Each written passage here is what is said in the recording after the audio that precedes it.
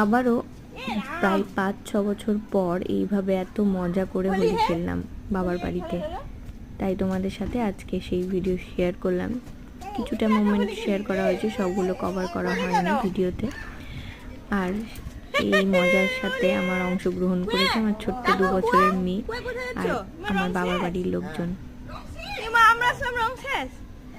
খেলবো যে